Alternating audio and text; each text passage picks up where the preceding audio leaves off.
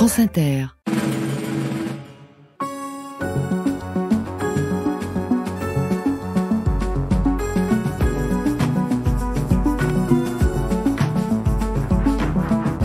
En quête de politique, chaque semaine, nous explorons une idée, une tendance, un mouvement politique, son histoire et son actualité, son poids sur nos consciences et dans nos débats. En quête de politique.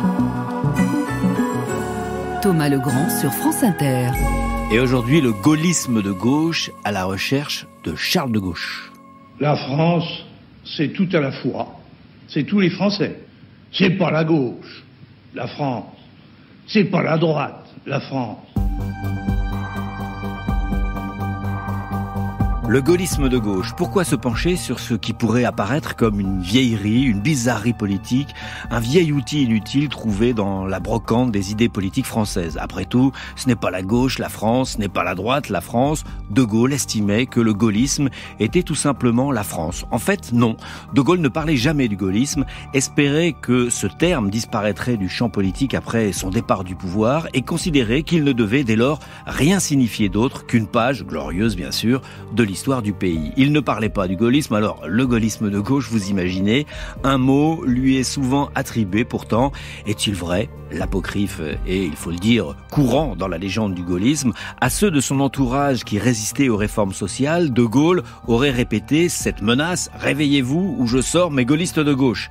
Il n'est pas inutile de relire la page du gaullisme, page qui va de 1940 à 1969, 30 ans, dont 13 en tout au pouvoir, page pendant laquelle la France a sombré une fois, failli sombrer une autre fois, a été sauvée 2 fois, s'est développée démocratiquement, socialement, économiquement comme jamais.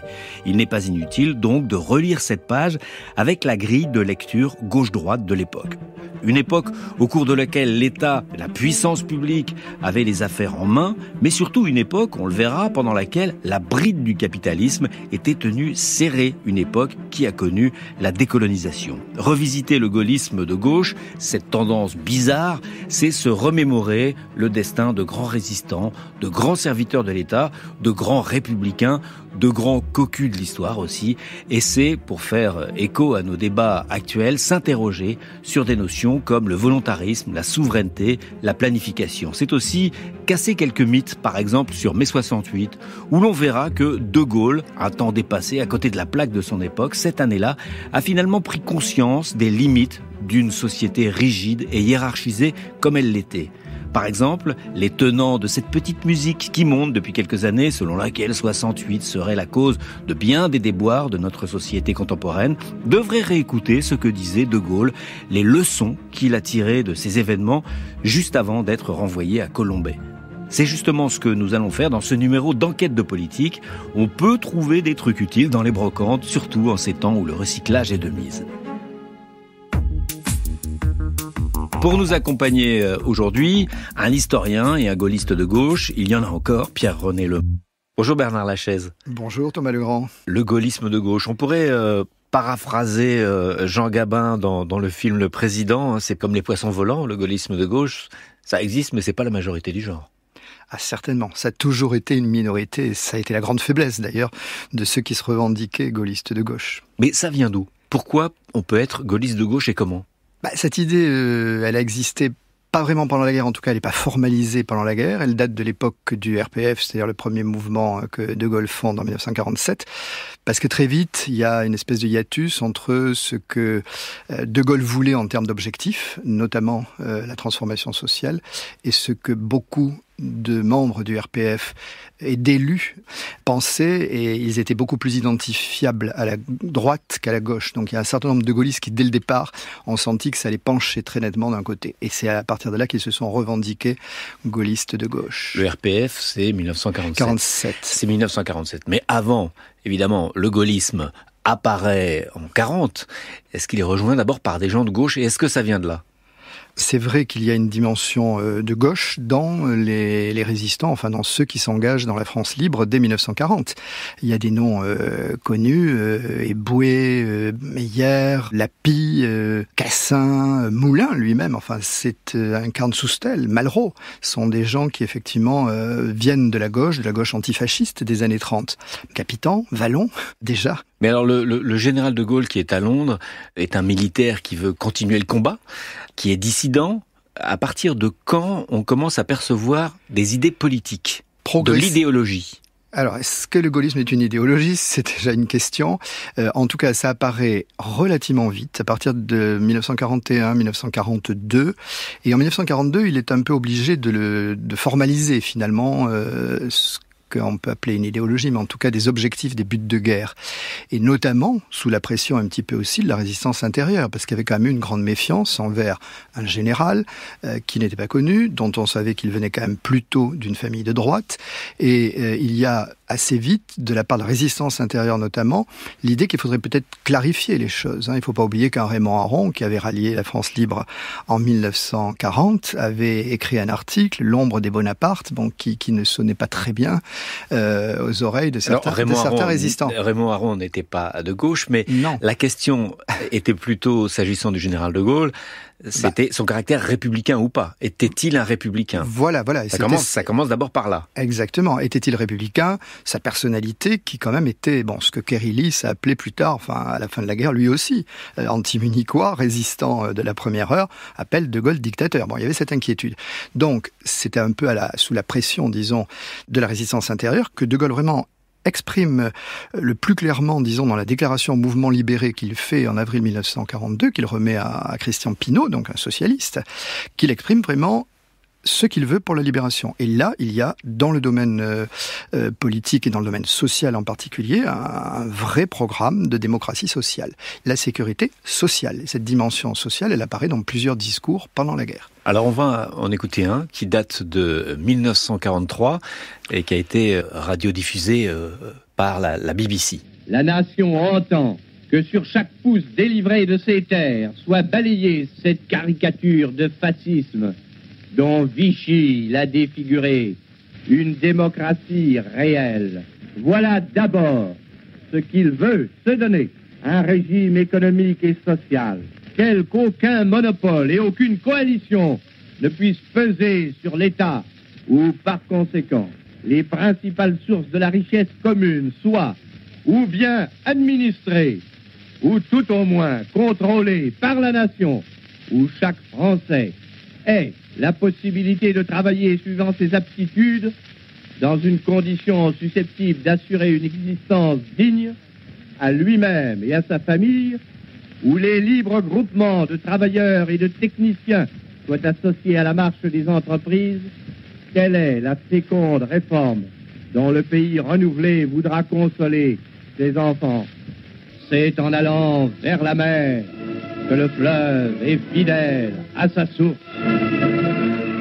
Alors Bernard Lachaise, ce document sonore est incroyable parce que si on résume, il commence par dire il faut rétablir les lois d'avant, donc la République, il est républicain. Il faut lutter contre le fascisme, on n'entend pas souvent dans le discours du général de Gaulle la lutte idéologique. Il faut libérer le territoire, ça on l'entend beaucoup, mais là c'est assez inédit me semble-t-il. Il faut rétablir la démocratie, dit-il. Après il décrit un régime économique et social travailliste, en tout cas étatiste, qui préfigure au moins le welfare state, l'État-providence d'après 45. Et puis, il finit par une citation, alors il ne lit pas, mais sa métaphore, la mer et le fleuve, c'est une citation de Jean Jaurès. Tout est dit. J'ai dit qu'effectivement, il y avait une espèce de pression de la résistance intérieure qui voulait savoir exactement ce qu'il souhaitait pour l'après-guerre. Il y a aussi chez lui quand même une conviction, le catholicisme social, l'influence dans son milieu du catholicisme social de la fin du 19e siècle qui joue. Et après, il y a effectivement l'expérience de la guerre, de la résistance, de ce qui s'est passé, la crise des années 30, etc. Mais ce discours qu'on vient d'entendre, est-ce que c'est le résultat d'une analyse stratégique, il faut que j'unisse tous les républicains d'avant, ou est-ce que ce sont ses convictions sincères à ce moment-là? À ce moment-là, ce sont ces convictions sincères. Bien sûr qu'elles vont plaire à un certain nombre de Français qui luttent au même moment, notamment toute la dimension socialiste et communiste de la résistance, mais ce sont ces convictions sincères. Et d'ailleurs, cet extrait est intéressant parce qu'il n'a pas développé aussi souvent par la suite le contenu de manière aussi détaillée, mais on a là l'origine de ces discours à l'époque du Rassemblement du peuple français, donc à la fin des années 40, début des années 50, ou sur la participation beaucoup plus tard. Donc là, on a quand même l'origine de ce qu'il souhaitait pour le fonctionnement des entreprises et dans le domaine économique et social. Après, il y a la libération et toutes les lois issues du Conseil national de la résistance. Alors on sait qu'il y avait d'un côté le Conseil national de la résistance, on a consacré une émission dans Enquête de politique sur le sujet. Et puis, il y avait aussi les gaullistes qui travaillaient. Finalement, ça allait un peu dans le même sens. Et puis, il a agi avec les communistes et la gauche pour établir le modèle social français d'aujourd'hui. Eh oui, le programme du CNR n'a pas été intégralement appliqué ou n'est pas allé jusqu'au bout et un certain nombre de personnalités de gauche ont regretté, mais il faut penser que De Gaulle a quitté le pouvoir alors sur des questions essentiellement institutionnelles. C'est intéressant, en janvier 1946. C'est sur des questions institutionnelles, mais pas sociales et économiques. Non, mais pour lui, la notion d'État, un État fort qui fonctionne, etc., c'était quand même essentiel. D'où le départ en janvier 1946 et une partie des grandes mesures qui ont fondé la France pendant très longtemps, la planification, la sécurité sociale, les nationalisations, etc., datent effectivement de ce moment-là. Elles sont bien issues du programme du Conseil national de la résistance. Mais De Gaulle fait en 1946 de l'objectif institution, fondement d'une nouvelle république, un principe absolument majeur, la clé de tout quasiment. Mais c'est après, une fois la 4e République installé et malgré lui, qu'en 1947, il se décide à fonder un parti politique dans lequel, justement, il reprend cette dimension sociale. Et pourtant, le RPF a une image et des cadres dirigeants plutôt de droite, en tout cas conservateurs. Et pas tous. On y retrouve Soustelle, on y retrouve Malraux, on y retrouve des personnalités. Et quand on étudie le RPF, comme j'ai pu le faire à la base, c'est assez varié. Ils sont minoritaires. Mais les hommes de gauche. Localement, les gaullistes élus.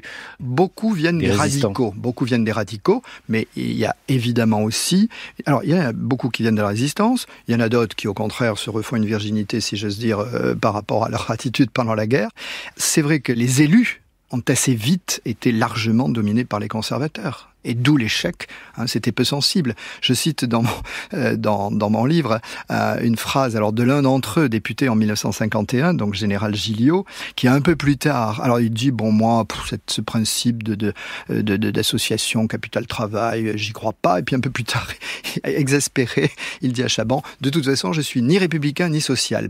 Mais il y en a beaucoup, en réalité, qui étaient un peu comme ça. En tout cas, la fibre sociale, ça ne les touchait pas beaucoup. Parce que ce dont on parlait beaucoup à l'époque, s'agissant du général, c'était de l'autorité. Et ce qui pouvait faire défaut à la 4e République, c'est l'autorité de l'État. Oui. Et donc, le général de Gaulle apparaissait plutôt comme une alternative de droite. Alors, une alternative de droite, oui, sur le plan institutionnel, oui, puisqu'en fait, le régime qu'il préconisait n'était pas le régime, le modèle républicain parlementaire de la 3e République, donc ça pouvait effectivement un petit peu inquiéter.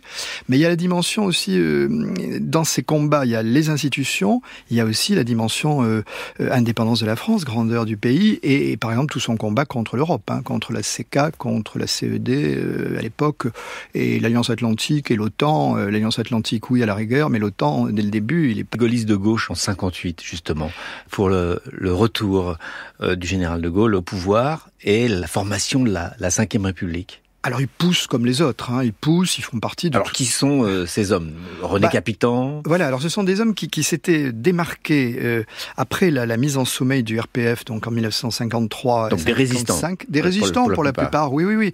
Et ce sont des hommes qui s'étaient démarqués de la suite du gaullisme parlementaire avec Chaban, etc. Oui, qui s'étaient notabilisés. Ah oui, voilà. Et eux, ils étaient contre, et donc ils avaient fondé une première union démocratique du travail en 1955, UDT, qui s'était allié avec les socialistes et le Front républicain en 1956. Donc ça explique des ministres chez Mollet dans le gouvernement de 1956. C'était des travaillistes, on pourrait dire ? Une forme de travaillisme, en tout cas ceux qui mettaient en avant cette dimension. Alors en 58, ils sont avec les autres gaullistes évidemment tout à fait fanatiques, disons, du retour du général au pouvoir.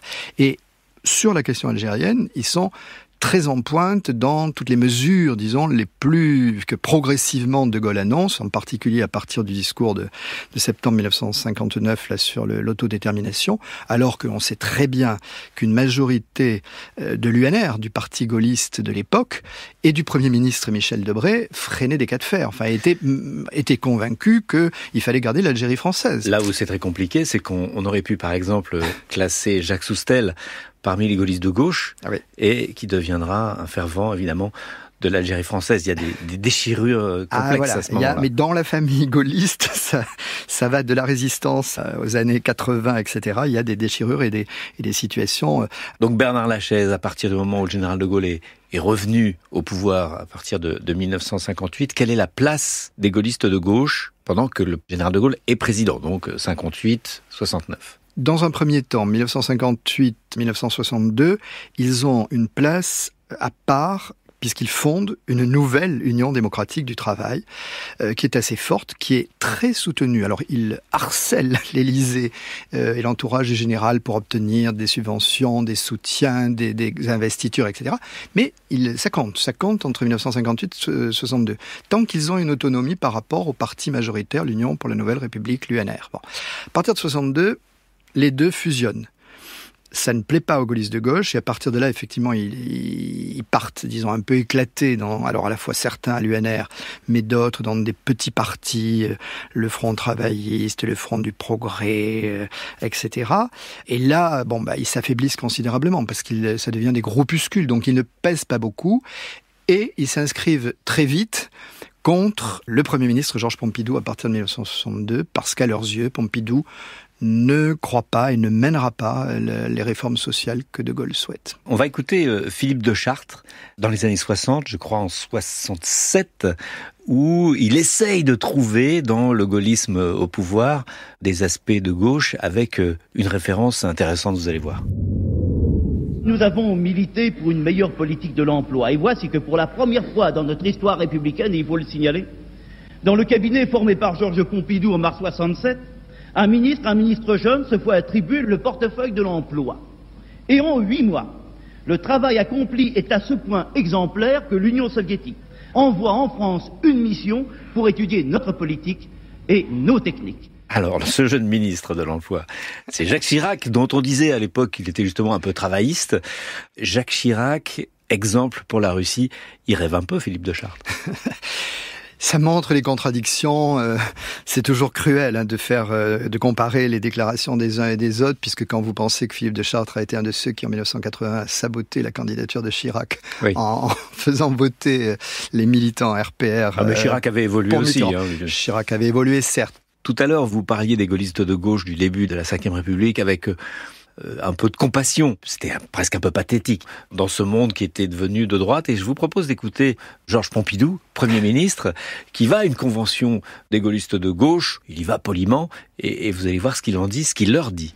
Il est donc utile et nécessaire qu'il y ait à côté de vous, dans la majorité ou près d'elle, qu'il y ait un aiguillon, qu'il y ait des gens chargés de rappeler que les exigences du progrès social, les exigences de la justice sociale sont impérieuses et qu'à certains moments, trop de prudence est condamnable. En assumant ce rôle, vous nous rendez service à nous aussi. Ouais, c'est un peu condescendant. Il y a un souci électoral, de rassemblement pour lui aussi, qui pense sans doute aussi à la suite. Il a très très tôt pensé à la succession du général. Il reprend là, avec d'autres mots, la citation très connue, le propos très connu du général dans la campagne de 1965 que vous évoquiez, avec cette notion d'ordre et mouvement. Il faut les deux. La France, c'est les deux. Il faut la réforme, mais il faut aussi la continuité. Mais il y a une phrase de Jacques Faucard qui est assez révélatrice justement de la différence quand même entre Pompidou et De Gaulle à ce sujet, sur l'objectif social, sur la participation. Faucard dit « De Gaulle insistait, Pompidou résistait ». Et en fait, je crois que ça a été souvent, sans doute, on n'a pas le verbatim des entretiens entre le général et Pompidou, mais je pense que De Gaulle est passé à l'attaque plusieurs fois, mais et donc là, le propos de Georges Pompidou, il est plus politique à la limite que de conviction. Et puis, il y a mai 68, il y a les accords de Grenelle, ces avancées sociales. Est-ce que Bernard Lachaise, le gaullisme de gauche, n'allait pas commencer à partir de 1968. Il y a 2 prises de parole du général de Gaulle. En 68, une interview de Michel Droit, et puis en 69, sa dernière allocution télévisée avant le référendum. Et là, ça penche à gauche. On va commencer par 1968, et vous allez voir, ces propos pourraient être dans nos débats d'aujourd'hui. Cette année même, nous sommes en train de réformer profondément l'université sur la base de conseils d'élus où les professeurs et les étudiants participent ensemble aux responsabilités. Nous comptons faire adopter par le Parlement une loi organisant la participation du personnel à la marche des entreprises. Nous proposons à la nation une organisation territoriale nouvelle, fondée sur la participation aux côtés des élus, des représentants des catégories économiques et sociales, pour la délibération de toutes les mesures locales ou législatives qui intéressent la vie des Français. Voilà, le général de Gaulle interrogé par Michel Droit, l'incontournable Michel Droit, en 1968. Et alors là, il parle même de l'université, la fin de l'autorité du maître incontestable. Même les étudiants pourront participer. On est dans le débat actuel de la crise de la représentation. On parle d'horizontalité de la société. C'est un moderne. En 1968, c'est la réponse qu'il essaie de donner dans un premier temps à la crise. Bon, en plein moment de la crise de mai, quand il essaie de relancer cette idée de participation, qui montre la continuité et la conviction de ses idées dans ce domaine, ça fait flop. Bon, mais dans la suite, pour le référendum de 1969 d'une part et l'université, c'est clair que ça inspire la suite et la dernière année de la présidence de Charles de Gaulle. L'université, c'est l'exemple parfait, abouti, où il y a une vraie participation des étudiants et du personnel de l'université. Ce que certains d'ailleurs à l'époque, parmi les mandarins, n'ont pas du tout apprécié. C'était une mesure très, très participative, qui allait dans le sens de progressiste.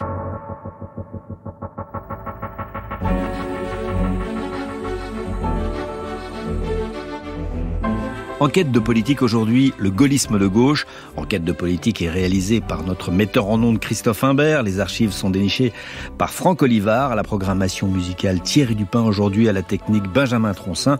On retrouve l'historien Bernard Lachais juste après cette archive de Gaulle, critique du capitalisme. Non, le capitalisme du point de vue de l'homme n'offre pas de solution satisfaisante. Il y a une troisième solution. C'est la participation qui, elle, change la condition de l'homme. Il s'agit que tous forment ensemble une société où tous aient intérêt à son rendement et à son bon fonctionnement, est un intérêt direct. Ça implique que soit attribué de par la loi à chacun une part de ce que l'affaire gagne. Cela implique aussi que tous soient informés et puissent, par des représentants qu'ils auront tous nommés librement, participer pour y faire valoir leurs intérêts, leurs points de vue et leurs propositions. Voilà, général de Gaulle en 1969. Troisième voie, alors, parce que là, on a entendu critiquer le capitalisme, mais juste avant, on n'a pas passé, mais il critiquait évidemment le communisme.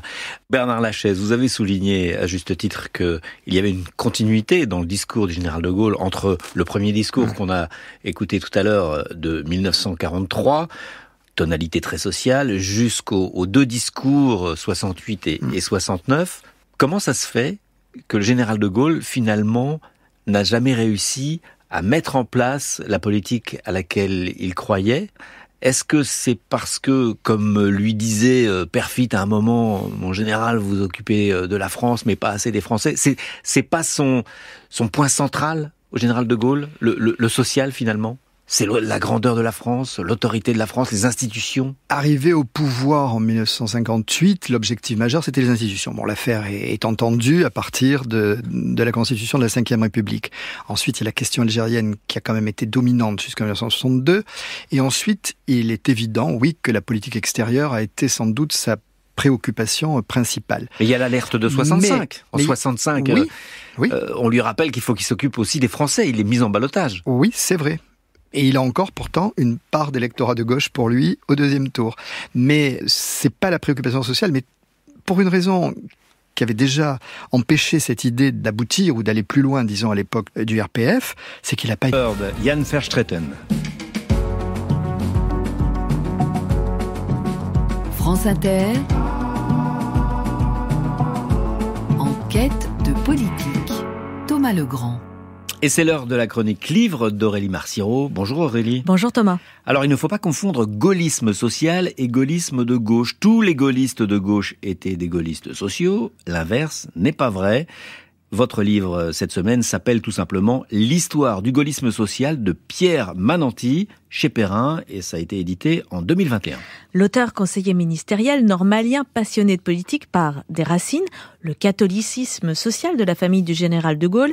Il évoque les grands discours et dresse des portraits de ces hommes et femmes, surtout des hommes d'ailleurs, d'horizons différents qui se sont réclamés du gaullisme social. Il raconte ce que l'on connaît peu, la création en août 1947 par le RPF de l'organisation L'Action ouvrière et d'un hebdomadaire L'Étincelle ouvrière pour court-circuiter l'implantation des communistes dans les usines.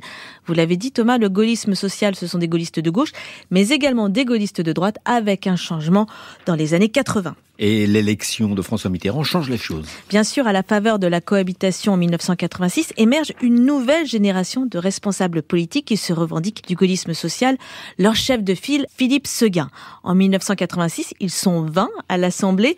Baumel, Charbonnel, les anciens, mais également Michel Bernard, ancien professeur de médecine, ou le chabaniste Franck Borotra. Au sein du deuxième gouvernement de Jacques Chirac, on compte 3 ministres de tendance sociale, Chavannes, Font et Séguin, plus que des représentants d'un courant idéologique. Ces 3 hommes sont des prête-noms du gaullisme social, marqueurs du rassemblement large de la famille gaulliste dans l'ouverture gouvernementale, écrit l'auteur. Oui, parce que le RPR avait opéré une vraie mue néolibérale après 1981 en s'éloignant du gaullisme. Bien sûr, pensez donc, en 1982, une jeune génération chiracienne avait même supprimé la croix de Lorraine de l'enseigne du parti, écrit Mananti. Caution sociale au sein d'une majorité libérale, Séguin faisait l'objet depuis plusieurs années de colibés de la part de ses pairs. Allez, par exemple, Chirac, en 1984, Philippe Séguin n'est pas représentatif de l'opposition. Il occupe une place à part, il est séguiniste. Mais le ministre des Affaires sociales et de l'Emploi agit. Après la suppression de l'autorisation administrative de licenciement voulue ardemment par Jacques Chirac, Séguin mène une action sociale fidèle à ses principes gaullistes.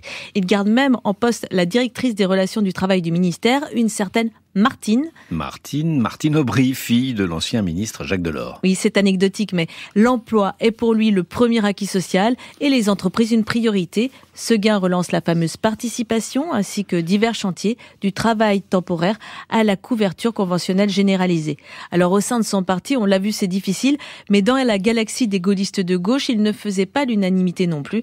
Alors on sait comment se termine l'aventure. En 1988, François Mitterrand gagne l'élection et nomme Michel Rocard Premier ministre. Pour l'auteur, c'est l'heure du rocardo-gaullisme, avec notamment Olivier Stern qui fait, toujours selon lui, une ligne directe entre le gaullisme et le rocardisme. Mais bon, il ne faudrait pas non plus, Thomas, mettre le général à toutes les sauces. Oui, il y a rocardisme, gaullisme et surtout Olivier Stern, ça prouve quand même que on peut mettre le gaullisme à n'importe quelle sauce. Et pour conclure avec l'auteur, on peut dire que s'il y a bien eu un gaullisme social, son aspect protéiforme, ses nombreux acteurs, leurs évolutions personnelles et politiques font qu'une lecture stricte est impossible. Plus que l'aile gauche du gaullisme, le gaullisme social a été un cap politique et une ambition humaine pour ses représentants.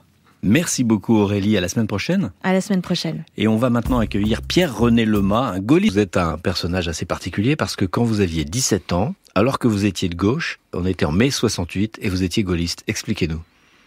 À l'époque, j'étais lycéen en terminale. Et au moment des événements de mai, on était dans un petit monde d'étudiants où en gros tout le monde était à gauche. La seule différence entre nous, qui était d'ailleurs considérable, c'était qu'on était d'accord sur rien. Alors ça allait des trotskistes, les Mao. Et moi j'étais un objet original au milieu de toutes les nuances de gauchisme de l'époque, puisque je disais que j'étais gaulliste de gauche. Alors c'est une sorte de gauchiste de Gaulle, en fait. Oui, c'est un peu ça, quoi. Alors on s'est retrouvés au moment de l'occupation des lycées, puisqu'il y a eu une occupation des lycées en même temps que les étudiants occupaient la Sorbonne. On s'est retrouvés à la tête d'un comité d'action lycéen qui militait comme ça. Et moi, j'étais gaulliste de gauche. J'étais de ceux qui disaient le révolutionnaire, c'est De Gaulle. Cette révolution de mai 68, au fond, c'est ce que De Gaulle rêvait de faire. Et sortira de cette révolution de mai 68 un monde différent. Et vous alliez dans les cortèges de mai 68 ? Ah, mais j'allais dans les cortèges de mai 68. Et alors, c'était une situation de minoritaire à tous égards. C'est-à-dire, pour mes copains gaullistes classiques, j'allais dire, j'étais traître à la cause quelque part. J'étais un personnage incompréhensible. Et pour mes copains gauchistes, qui discutaient des mérites respectifs de Gracchus Babeuf et différentes thèses de Mao, et puis des infinies nuances de l'analyse trotskiste, j'étais totalement exotique. Et comment vous aviez formé cette idée du gaullisme de gauche? Vous n'êtes pas résistant, vous êtes beaucoup trop jeune. Je pense que c'est venu pour des tas de raisons, sans doute personnelles. Mon père était un gaulliste militant en Algérie. À la fin de la guerre d'Algérie, être gaulliste militant en Algérie, c'était pas rien. Et donc, pour moi, le gaullisme, ça croisait des choses essentielles. Ça croisait la décolonisation, ça croisait la libération des peuples. Et la thématique de la participation me paraissait une idée formidable. Et j'y croyais vraiment. C'est-à-dire, je croyais vraiment, et je crois toujours d'ailleurs, que l'un des problèmes majeurs de la démocratie aujourd'hui, c'est comment arriver à faire travailler ensemble des gens d'origine différentes. C'est ça, c'est Léon Blum et Jean Moulin. C'est ça la vision que j'avais à l'époque de l'idéal politique. Vous ne voyez pas le conservatisme des gaullistes, le côté un peu chape de plomb sur les médias Totalement, mais à cette époque, il y avait évidemment une dominante du gaullisme conservateur. Les élections de 1967, j'ai le souvenir de ça, avec cette victoire à un siège près de la majorité de l'époque, j'avais l'impression vraiment que c'était la droite qui était en train de prendre le pouvoir à l'intérieur du gaullisme. Et on se vivait comme une sorte de minorité avancée, minorité éclairée, voilà, je mets des guillemets à tout ça, qui avait vocation de faire revenir le gaullisme aux idées des origines, à ce qui pour nous était le fondement même du gaullisme, c'est-à-dire un progressisme, on disait ça à l'époque. Et on trouvait qu'il y avait un lien très très fort avec ce qui se passait ailleurs dans le monde, avec les révolutions en Amérique latine, avec le mouvement de décolonisation en Afrique. Ce qu'on oublie, c'est que à l'époque, le général de Gaulle, d'un point de vue diplomatique, était un peu le héros de ce que l'on appelait autrefois, à ce moment-là, le tiers-monde. Mais c'est vrai. Un moment qui a été un moment d'enthousiasme, ça a été le discours de Phnom Penh. Et un autre... On va en écouter un extrait. Ah ben voilà. La France le dit à cause de l'amitié exceptionnelle et 2 fois séculaire qu'elle a pour l'Amérique, de l'idée qu'elle s'en fait depuis longtemps, celle d'une nation champion, de la conception suivant laquelle il faut laisser chaque peuple disposer à sa façon de son propre destin. Le fait de renoncer à leur tour à une expédition lointaine qui apparaît sans bénéfice et sans justification, et de lui préférer un arrangement international organisant la paix et le développement n'aurait rien qui puisse blesser leur fierté, contrarier leur idéal et nuire à leurs intérêts. Au contraire, si les États-Unis prenaient cette voie, quelle chance recouvrerait la paix sur place et partout ailleurs. Donc là, Pierre-René Lemas, c'est le côté guévariste du général de Gaulle qui vous plaît. Ouais, et puis c'est le seul... À votre génération, vous êtes le seul à l'entendre. Non, on n'est pas nombreux. Alors ça, je peux pas vous dire qu'on était extrêmement nombreux. Mais quand même, on a contribué à créer des tas de petits mouvements, de groupes qu'on avait l'ambition de transformer en mouvements de masse. Ça a été un succès tout relatif qui s'appelait l'Union des gaullistes de progrès, le mouvement pour le socialisme par la participation. Alors ça, c'était le mouvement de Philippe de Chartres, qui avait d'ailleurs supprimé le mot socialiste à un moment. Et je vous propose d'écouter Philippe de Chartres, qui définit le gaullisme de gauche, et vous allez nous dire ce que vous en pensez après. Nous sommes ce que vous, les journalistes, appelez des gaullistes de gauche. Des hommes qui appartiennent à ce grand courant culturel de la gauche, ce grand courant humaniste, qui sont des gaullistes, bien entendu, d'abord, des socialistes qui ne sont pas marxistes, des socialistes humanistes, cela existe, des radicaux, des francs-maçons, des chrétiens apparentés à ce que l'on appelait hier au mouvement du Sillon. Nous sommes donc fidèles à ce que le général de Gaulle a dit en d'autres temps historiques, et en particulier à son message social, c'est-à-dire à la transformation de la condition ouvrière par la participation. Qui étaient les gaullistes de gauche? C'était aussi des personnages à l'époque assez connus et de fortes personnalités. Alors il y a René Capitan, qui a été candidat et a gagné d'ailleurs les élections législatives en 1968 contre Jean-Marie Le Pen. À Paris, voilà. Il y avait des personnages comme Louis Vallon, un personnage tout à fait extraordinaire, qui détestait Pompidou, qui d'ailleurs volontairement ne parlait pas de pompidolisme, il parlait de dulcipompisme. C'est une manière de dire vraiment Pompidou, c'est l'anti-de Gaulle. Je crois qu'il a écrit un bouquin qui s'appelait l'anti-de Gaulle. Il y avait des personnages comme Jacques Deher, il y avait des personnages comme Jacques Debut-Bridel. Alors, très étonnant, parce que Debut-Bridel vient plutôt de la droite, puis devient un gaulliste de gauche. Jacques Deher vient du Parti Socialiste, de la SFIO, d'avant-guerre. Il y a Edgar Pisani. Edgar Pisani, bien sûr, qui avait été le grand ministre de l'Agriculture du général de Gaulle. Et il y a ce moment poignant, où pendant les événements de mai 1968, il monte à la tribune de l'Assemblée, et il annonce qu'il ne peut que se désolidariser du gouvernement Pompidou, et en même temps qu'il annonce... Il vote la censure. Le vote de la censure, il démissionne dans la foulée. Ce qui me paraît le plus grave, c'est que nul encore ne se soit posé la question de savoir si les accusés de ces jours ne sont pas tout à la fois les professeurs, les parents et les politiques, parce que les professeurs, les parents et les politiques ont été incapables de transmettre à la jeunesse une vision capable de la satisfaire. C'était un moment absolument poignant. Pisani était un moment de courage politique. Ce sont tous des résistants. Tous sont des résistants. C'est quand même un gaullisme de résistance. C'est un gaullisme qui progressivement va se séparer des mouvements gaullistes officiels.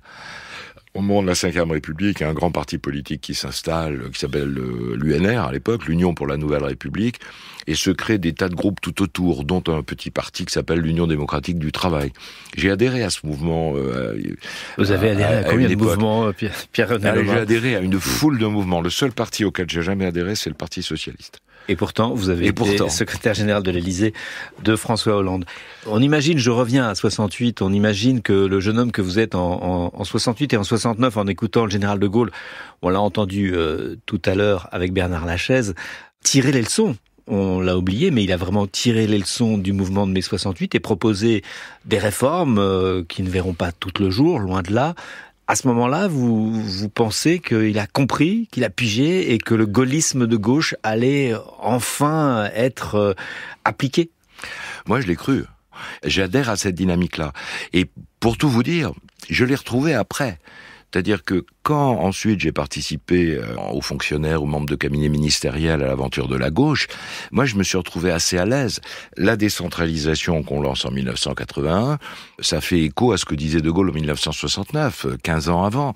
Les lois Auroux, tout le monde a oublié les lois Auroux, qui sont un vrai changement politique à l'intérieur de l'entreprise. Ça fait écho à ce qui s'est passé là aussi à l'automne 69, après les accords, ce qu'on a appelé les accords de Grenelle. Et on voit aujourd'hui d'ailleurs que la dernière grande idée de l'époque, qui était la participation démocratique. Alors aujourd'hui, on dit... Oui, on parle de crise de la représentation. Oui, on dit crise de la représentation, on dit des trucs qui m'agacent à titre personnel, démocratie participative, voilà. Donc on voit bien qu'il y a une recherche de participation directe des citoyens aux affaires qui les concernent, comme disait De Gaulle. C'est bien ça la quête. C'est étonnant parce qu'on a oublié qu'en fait, De Gaulle parlait quasiment d'horizontalité. Alors c'est un mot maintenant à la mode. Lui oui. ne prononce pas ce terme-là, mais ce qu'il décrit en 68 et en 69, tirant les leçons de 68, même à l'université d'ailleurs, c'est un discours très moderne. Moi je trouve que c'est un discours très moderne. Hein. Même cette idée de faire participer les syndicats, les représentants des activités économiques, professionnelles, etc., à l'élaboration de la loi, c'est une idée incroyablement moderne. C'est une idée incroyablement moderne, simplement la pratique du général de Gaulle jusqu'à 68, elle était plutôt plébiscitaire. Elle est plutôt dans la définition du populisme, une relation directe entre le peuple et le chef, sans passer par les corps intermédiaires. Donc est-ce que vous n'avez pas laissé Pierre-René Lemas, finalement, tout ce qui vous déplaisait dans le général de Gaulle, vous avez gardé tout ce qui vous plaisait? On peut remarquer quand même que ce qui a été fait, c'était plutôt ce qui vous déplaisait. Hein. Oui, bien sûr. Surtout avec le recul du temps. Je dis pas que le gaullisme, c'est comme la Révolution selon Michelet, tout ça est un bloc. Oui, il y avait un côté, le lien direct entre le peuple et l'homme du 18 juin. C'est faisant fi des corps intermédiaires. Non, c'est incontestable. On se souvient de la grève, on se souvient ou pas d'ailleurs de la grève des mineurs de 63, qui n'était pas un grand moment de démocratie sociale. Donc j'en disconviens pas du tout. Mais il y avait une différence, notamment dans l'usage du référendum. De Gaulle considérait que c'était un élément majeur de l'organisation des institutions. C'est-à-dire qu'à un moment, le président de la République pose la question de confiance. Mais la conséquence en est que il doit en tirer la leçon. Si le peuple dit non, il démissionne. C'est ce qu'a fait le général de Gaulle en 69. On peut se demander si c'est une bonne chose. Si chaque référendum devient un plébiscite, vous sacralisez le pouvoir d'un homme. Ça va un petit peu à l'encontre de l'horizontalité que par ailleurs il pouvait prôner en 68 et 69. Non, je suis assez d'accord. Là, c'est le sujet de l'élection au suffrage universel direct. Est-ce que c'est une bonne chose? C'est un autre débat. Et ça, c'est un autre débat. C'est un débat d'ailleurs sur lequel j'ai beaucoup évolué. Pour moi, l'élection du président de la République au suffrage universel, pierre angulaire, etc. Après la réforme du quinquennat, après la réforme... Vous qui avez été au cœur de la machine présidentielle, en tant que secrétaire général de l'Élysée... J'ai mesuré la difficulté de l'exercice. En réalité, cette diarchie institutionnelle entre le président de la République et le Premier ministre est un peu une illusion dans la mesure où on imagine que le Premier ministre et le président, appuyés sur une majorité homogène, arrivent à gouverner sans heurts. Mais la réalité de la vie politique, c'est qu'il n'y a jamais de majorité homogène. Jamais. Et c'est-à-dire que peut-être que le général de Gaulle, en 58, imaginait le président comme surplombant, arbitral, ce qui n'est plus possible avec le quinquennat. C'est exactement ce que je voulais dire. C'est-à-dire qu'à partir du moment où le président de la République devient une espèce de super Premier ministre, qui est le fonctionnement actuel des institutions depuis Nicolas Sarkozy, Chirac, c'était moins vrai, la conception aujourd'hui du fonctionnement des institutions ressemble quand même d'assez loin au fonctionnement des relations entre De Gaulle et Pompidou entre 62 et 68. Est-ce que vous diriez que vous êtes toujours gaulliste de gauche? Et est-ce que ce mot, ce terme, fait plus référence pour vous à une nostalgie, à une histoire, ou ça peut être aussi un projet?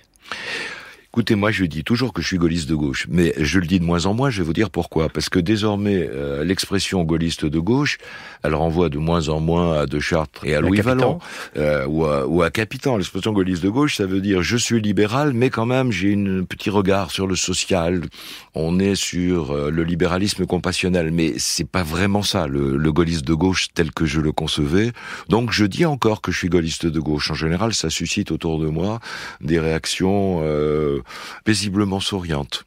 On a fait le parallèle, enfin, c'est plutôt lui-même qui a suggéré le parallèle, il n'a pas osé le faire directement, mais il l'a suggéré. Emmanuel Macron, c'est pas la gauche, la France, c'est pas la droite, la France, vous connaissez cette phrase du général de Gaulle, ça pouvait ressembler au en même temps?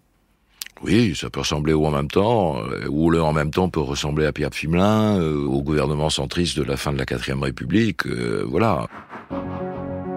Voilà pour ce petit voyage un peu désabusé et nostalgique avec Pierre-René Lemas en gaullisme de gauche, une façon de montrer aussi que tout puissant qu'il était, le général de Gaulle n'arrivait pas toujours à imposer ses vues, et c'est en matière sociale, peut-être il est vrai que ce n'était pas son premier but, mais c'est en matière sociale que de Gaulle n'aura pas réussi à engager les profondes transformations qu'il avait en tête. Nous venons de le voir depuis les années 40, quand à Londres, il pensait avec tous ceux qu'il avait rejoints à la France d'après. Tous les numéros d'Enquête de politique sont à réécouter en podcast, par exemple à partir de la page de l'émission sur le site de France Inter. Vous y retrouverez aussi les références des ouvrages de nos invités. La semaine prochaine, l'agrarisme, mais qu'est-ce que c'est que ça? Eh bien, rendez-vous samedi prochain, juste après le journal de 18h. Et d'ici là, n'oubliez pas, si vous ne vous intéressez pas à la politique, c'est la politique qui s'intéressera à vous.